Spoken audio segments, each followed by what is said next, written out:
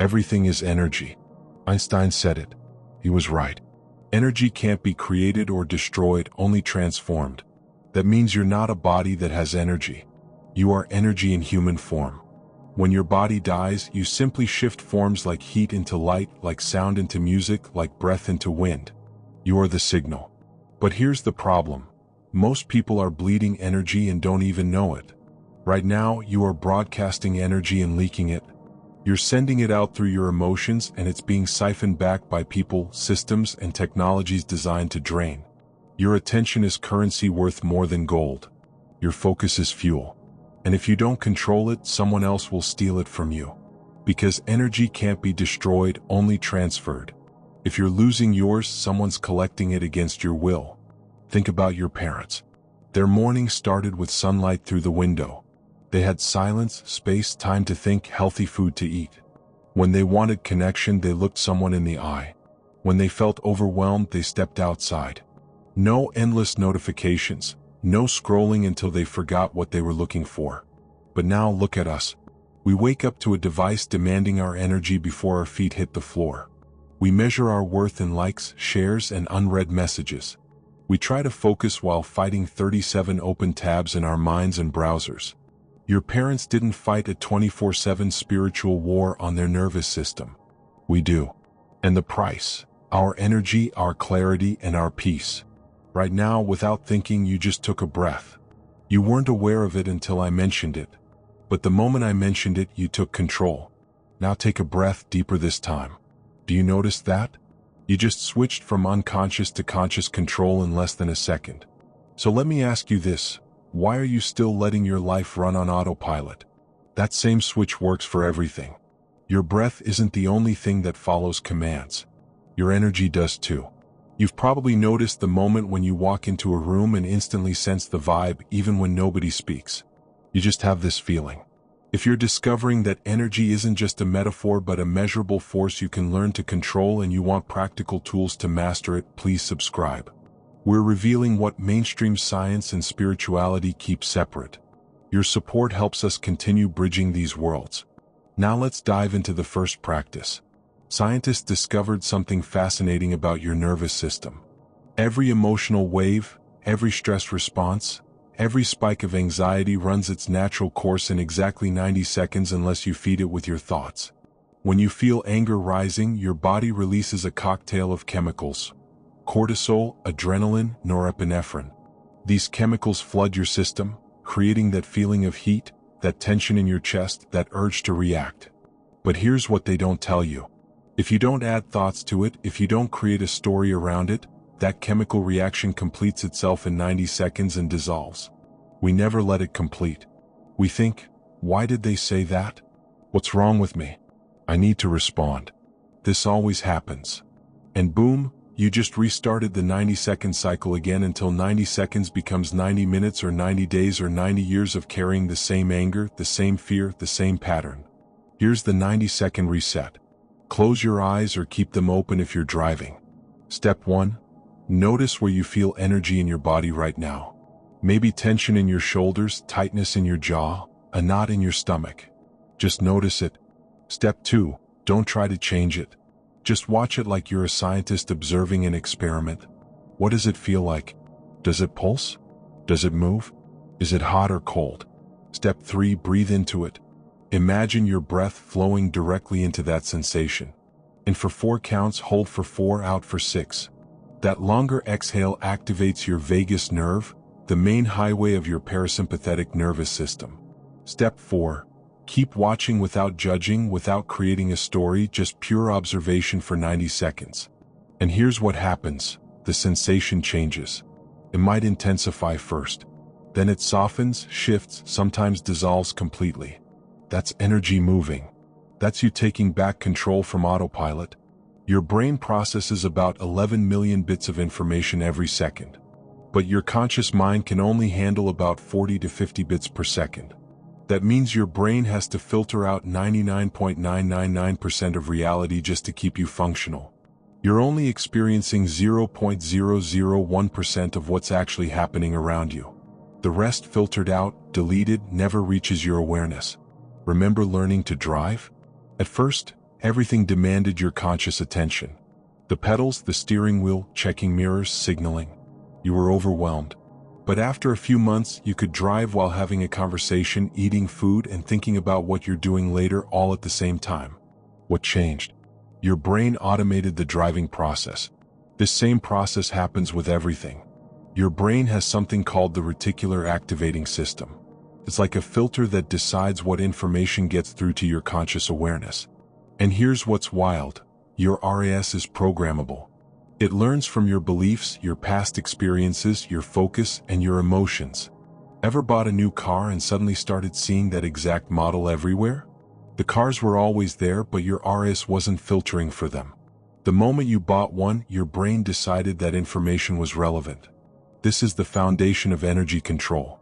If your brain is already filtering reality based on what it thinks matters, you can train it to filter for different things.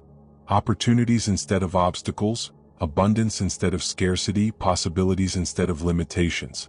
The ancient philosopher Hermes Trismegistus wrote about this in ancient Egypt. He called it the principle of mentalism. The all is mind, the universe is mental. What he meant was that reality is shaped by consciousness, by thought, by attention. Modern neuroscience just proves what the ancients already knew. We're approaching the most powerful techniques, and if you're realizing that your brain has been filtering reality based on old programming and you want to learn how to reprogram it for what you actually want, please subscribe. We're teaching the intersection of ancient wisdom and modern neuroscience that transforms how you experience reality. Your support matters. Now let's go deeper. In 1927, physicists discovered something that broke their understanding of reality. They found that subatomic particles don't exist in a definite state until they're observed. This is called the observer effect. Imagine you have a coin spinning in the air. While it's spinning, it's neither heads nor tails.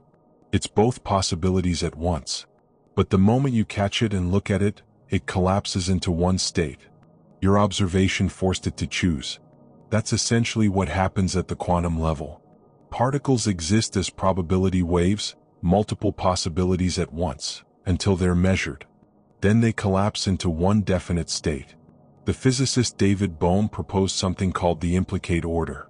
He said that visible reality is just the unfolded version of a deeper hidden order. What this means practically is that your focused attention isn't just passively observing reality.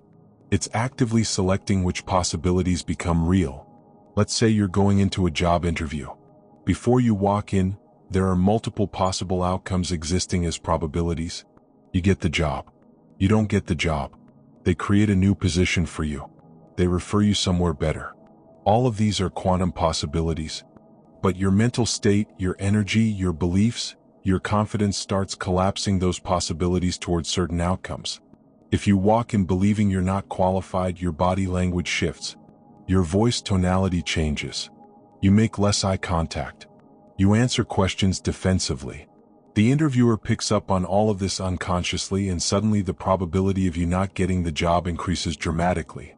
But if you walk in knowing your value, genuinely believing you'd be an asset, your entire energetic presence shifts. You make eye contact. Your voice is clear. You answer with confidence. And now different probabilities start becoming more likely. Your internal state isn't just affecting you. It's affecting the entire field of possibilities around that interaction. This is what the ancient texts meant by mind creates reality. They didn't have the scientific language, but they observed the same phenomenon. Everything has a frequency: sound, light, emotions, thoughts.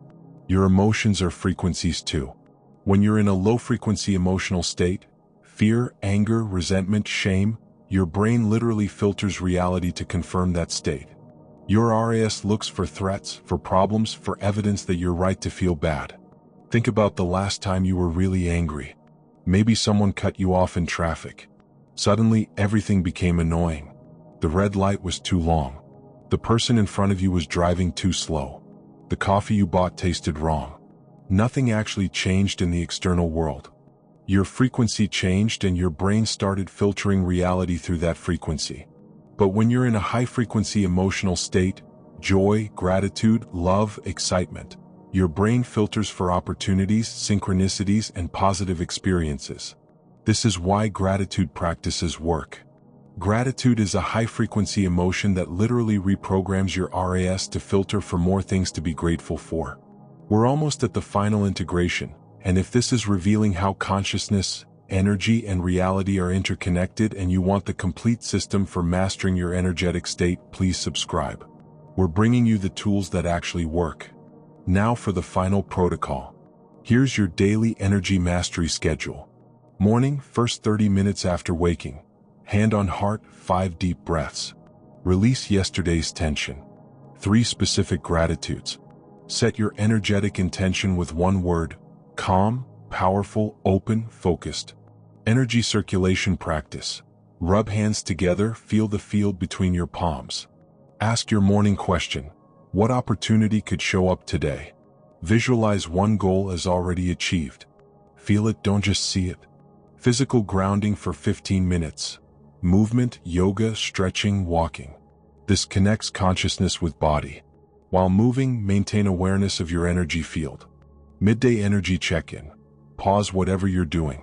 Close your eyes. Do a quick body scan. Where is tension? Where is energy stuck? 3 deep breaths. Release tension on the exhale. Reset your intention for the afternoon. Afternoon frequency shift when energy typically dips. Do a heart coherence practice. Hand on heart. Breathe 4-4-6. Recall a high-frequency memory.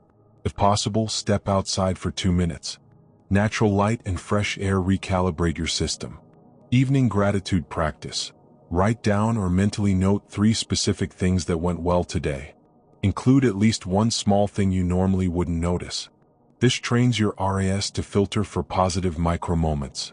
Before sleep, do the energy circulation practice again, but this time on the exhale. Consciously release anything you picked up during the day that isn't yours. Other people's stress, environmental heaviness, accumulated tension. Imagine it flowing out of your palms into the earth. Ask 3 questions for your subconscious to work on while you sleep. These should be solution-focused questions related to your goals. Don't try to answer them. Just ask and release. Your brain will process them during sleep. No screens before bed. The blue light disrupts your circadian rhythm and lowers your frequency. Read something uplifting or practice a body scan meditation. The goal is to enter sleep in a high peaceful frequency. This determines the quality of your sleep and your state when you wake. You now understand something most people will never grasp. You are not a solid body living in a physical world. You are energy vibrating at a specific frequency in a universe that's entirely made of energy. And now that you know this, you have a choice. You can go back to living as if you're powerless, as if reality just happens to you, as if your thoughts and feelings don't matter. Or you can step into mastery. This isn't just about personal success. This is about how you show up in the world. Because every person who wakes up, who takes responsibility for their own frequency, who stops being manipulated by fear and scarcity, that person becomes a beacon. You are energy. You are powerful. You are limitless.